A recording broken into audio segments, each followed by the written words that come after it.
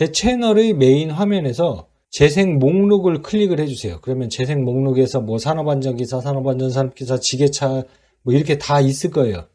네, 저번 시간에 이어서 1과목 두 번째 하도록 하겠습니다. 이건 여러분이 한 번만 읽으시면 돼요. 당연한 것들이 대부분이기 때문에 안전관리 관련해서는 한 번만 읽으시고 2과목이나 3과목 그쪽에 중점을 두시면은 금방 합격하실 수 있을 겁니다. 자, 1과목 문제입니다. 작업자가 작업을 할 때 반드시 알아두어야 할 사항이 아닌 것은 4번 경영관리입니다. 자, 안전수칙은 꼭 알아야 되고 작업량이 어느 정도인지도 알아야 되고 기계 기구의 사용법 당연히 알아야 되죠. 하지만 경영 관련해서는 작업자는 경영이 아니죠. 관리자가 경영 관리를 해야 하는 거지 작업자는 작업을 할 때 필요한 거는 아닙니다. 자, 다음 문제입니다. 작업장에 대한 안전관리상 설명으로 틀린 것은 무엇인가? 여러분이 당연하게 생각하는 겁니다. 1번 항상 청결하게 유지를 해야 하죠. 그리고 작업대 사이 또는 기계 사이의 통로는 안전을 위한 일정한 너비가 필요하고요. 4번 전원 콘센트 및 스위치 등에 물을 뿌리지 않아야 되죠. 감전되니까. 하지만 3번 공장 바닥은 폐유를 뿌려서 먼지 등이 일어나지 않도록 하는 것이 아니라 오일을 뿌리면은 어떻게 되겠어요? 미끄러지겠죠. 절대 공장 바닥은 폐유 같은 오일을 뿌리면 절대 안 됩니다. 당연한 거예요. 자, 다음 문제입니다. 작업장에서 안전모를 쓰는 이유는 무엇인가요? 자, 1번 뭐 사기 진작을 위해서, 멋을 위해서, 합심을 위해서 그런 거 다 아니에요. 안전모는 머리의 안전을 위해서, 머리 다치지 않게 하려고 하는 거예요. 다 아시죠? 자, 다음 문제입니다. 작업장의 안전사항 중 틀린 것은 무엇인가요? 1번 안전사항 중 틀린 거예요. 틀린 거. 옳은 것부터 보자면 1번 위험한 작업장에는 안전수칙을 부착하여 사고 예방을 해야 하고요. 3번 무거운 구조물은 인력으로 무리하게 이동하지 않는 것이 좋고 4번 작업이 끝나면 사용 공구는 정위치에 정리정돈 해야 됩니다. 자, 그러면 안전사항이 아닌 것은 기름 묻은 걸레는 한쪽으로 쌓아두는 것이 아니라 폐기물에다가 운반해 두어야죠. 괜히 한쪽에 쌓아두면 불났을 경우에 큰 사고가 날 수 있어요. 자, 다음 문제입니다. 지게차 포크의 높이는 일반적으로 몇 센티미터 올려서 주행하는 것이 적절한가? 자, 이거는 자주 나오는 문제입니다. 몇 센치냐면 지면으로부터 20에서 30cm 정도로 높여서 주행하는 것이 적절합니다. 자, 기억하세요. 지면으로부터 20에서 30cm. 어느 정도냐면 무릎 높이라고 생각하시면 돼요. 무릎보다 조금 약간 아래. 여러분이 20에서 30cm라고 기억하지 못하더라도 무릎보다 조금 아래면 한 20에서 30cm 정도 되겠지? 그렇게 생각하실 수가 있어요. 그럼 그 문제를 찍으시면 정답이 되는 겁니다. 다음 문제.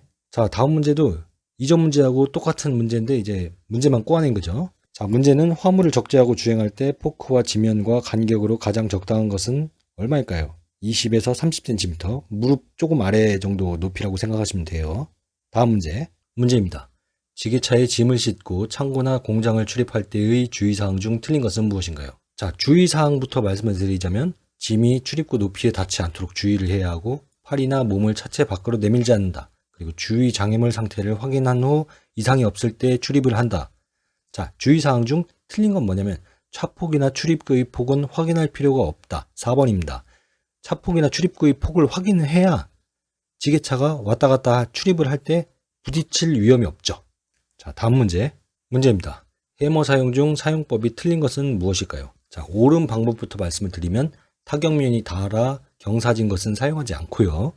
2번 장갑이나 기름 묻은 손으로 자루를 잡지 않는다. 미끄러지니까요. 4번 물건에 해머를 대고 몸의 위치를 정한다. 정확하게 자세를 잡아야 되니까요. 사용법이 틀린 것은 뭐냐면 담금질한 것은 단단함으로 한 번에 정확히 타격하면 안 돼요. 자, 한 번에 빵 친다.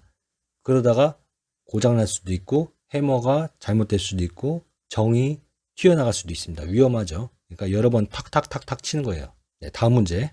네, 다음 문제도 전 문제랑 비슷하죠. 해머의 안전수칙. 틀린 것은 무엇일까요? 자, 옳은 것이 아니고 틀린 거예요. 그러면은 3번 열 처리된 장비 부품은 강함으로 힘껏 때릴 것. 힘껏 때리다가 해머가 날아갈 수도 있고 뭐 잘못될 수도 있죠. 그렇기 때문에 힘껏 때리거나 한 번에 확 때리고 그러면은 절대 안 돼요. 해머 작업할 때는. 자, 다음 문제입니다. 가동하고 있는 엔진에서 화재가 발생했어요. 불을 끄기 위한 조치 방법으로 올바른 것은 무엇일까요? 자, 엔진 시동 스위치를 끄고 ABC 소화기를 사용을 해야죠. 뭐 원인 분석하거나 뭐 일단은 그러는 게 아니라 엔진에서 화재가 발생하면 무조건 엔진부터 꺼야죠. 그리고 나서 진압을 하는 겁니다. 다른 거로 뭐가 있냐면은 전기 사고가 났어요. 전기. 막 감전이 됐어. 그러면은 뭐부터 해야 되겠죠? 차단기부터 내려야 돼. 차단기. 그런 거랑 똑같습니다. 엔진에서 문제가 생겼으면은 엔진부터 꺼야죠. 자, 다음 문제. 자, 다음 중 유류 화재 시 소화기 이외의 소화 재료로 가장 적당한 것은 무엇일까요? 자, 모래입니다. 모래. 모래는 유류 화재에서도 타지 않기 때문에 유류 화재는 모래라고 생각을 하시면 돼요. 자, 톱밥 같은 거는 더 불나도록 하겠죠. 물의 경우에는 기름과 물이 같이 만나면은 기름이 떠오르죠. 물보다. 그렇게 되면은 진압을 할 수가 없어요. 그렇기 때문에 물은 아니고 톱밥도 아니고 바람. 바람은 뭐 절대 진압을 할 수가 없겠죠. 자, 정답은 모래입니다. 다음 문제. 문제입니다. 소화 작업에 대한 설명 중 틀린 것은 무엇일까요? 자, 틀린 거예요. 틀린 거는 아까 좀 전에 문제랑 비슷하죠. 유류 화재 시 표면에 물을 붓는다. 틀린 거죠. 왜 틀리다고 했죠? 기름 같은 경우에는 물과 만날 경우에 물 위에 뜨기 때문에 소화를 할 수가 없어요. 물을 붓는다고 소화를 할 수 있는 게 아닙니다. 그렇기 때문에 유류 화재 시에는 표면에 물을 붓는다가 틀린 거예요. 자, 가열 물질의 공급을 차단시킨다. 그리고 산소의 공급을 차단하거나 점화원을 발화점 이하의 온도로 낮춘다가 맞는 거고요. 기름, 유류 화재에는 물을 부으면 안 됩니다. 모래를 사용해서 꺼야 된다고 했죠. 다음 문제. 자, 안전적 측면에서 인화점이 낮은 연료의 내용으로 맞는 것은, 자, 인화점이 뭐냐면은 불이 붙는 온도예요. 인화점이 낮아. 그럼 불이 붙는 온도가 낮다는 거겠죠. 그러면 화재 발생 위험이 더 커지는 겁니다. 그래서 1번이 정답입니다. 다음 문제. 문제입니다. 유류 화재 시 소화를 위한 방법으로 가장 거리가 먼 것은 무엇일까요? 자, 이것도 아까 문제 나온 거랑 비슷하죠. 기름 같은 경우에는 물과 만나면은 물이 밑으로 내려가고 불이 붙어 있는 기름은 올라가기 때문에 진압을 할 수가 없어요. 뭐라고 했죠? 모래. 그럼 CO2 수화기. 여기 있네요. 방화 커튼. 모래, CO2 수화기. 이 정도를 사용해야 합니다. 자, 다음 문제. 문제입니다. 작업장에서 휘발유 화재가 일어났을 경우 가장 적합한 소화 방법은 무엇일까요? 자, 휘발유는 뭐라고 했죠? 탄산가스, CO2. 이전 문제 바로 나왔죠. 탄산가스, CO2 혹은 모래 아니면은 방화 커튼. 뭐 방화 커튼은 자주 나오는 문제는 아니지만 CO2 탄산가스라든지 모래는 자주 나오는 문제예요. 휘발유, 기름, 뭐 유류 화재 이런 거에는 탄산가스, CO2 또는 모래, 방화 커튼 이 정도만 알고 계시면 됩니다. 다음 문제. 화재의 분류에서 유류 화재에 해당하는 것은 무엇일까요? B급 화재죠. 소방 관련이나 안전 관련 자격증을 취득하시는 분들이라면 이거는 금방 아실 수가 있을 거예요. A급은 그냥 일반적인 화재고 B급은 유류, C급 전기, D급 금속 화재입니다. 다음 문제. 자, 문제가 이런 식으로 나오기도 해요. 화재의 분류에서 전기 화재에 해당하는 것은 무엇일까요? 자, A급은 일반적인 화재고 B급은 유류, C급은 전기라고 했고 D급은 금속이라고 했죠. 자, 그럼 정답은 C급 화재입니다. 자, 다음 문제. 가스 용접 장치에서 산소 용기의 색은 무엇일까요? 현장을 많이 좀 돌아다니셨던 분들이라면 금방 아실 수가 있을 거예요. 산소는 다 녹색으로 되어 있죠. 모르신다면은 그냥 산녹 그렇게 외우셔야 돼요. 산소 녹색. 다음 문제. 문제입니다. 다음 중 보안경을 끼고 작업해야 하는 사항과 가장 거리가 먼 것은 무엇일까요? 아까 문제랑 비슷한데 뭐 건설기계 장비 일상점검 작업 시 일상점검 작업을 할 때는 밝은 데서 봐야지 어두컴컴하게 뭐 보호안경을 낀다든지 선글라스 끼다든지 그러면 안 되죠. 보호안경은 산소용접할 때나 그라인더 작업할 때나 클러치 탈부착할 때 그럴 때 눈을 보호하기 위해서 하는 거지 일상점검할 때는 세밀하게 봐야 되기 때문에 뭐 색안경 같은 거 끼면 안 돼요. 다음 문제.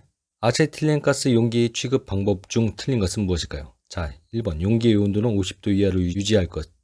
네, 50도가 아닙니다. 자, 용기의 온도는 65도 이하로 유지해야 합니다. 만약에 온도를 모르더라도 자, 당연한 거예요. 봐요. 용기는 세워서 보관해야지 막 눕혀서 보관하면 안 되죠. 그리고 전도, 전락, 방지 조치를 해야 할 것. 자, 용기가 막 굴러다니면 안 되겠죠.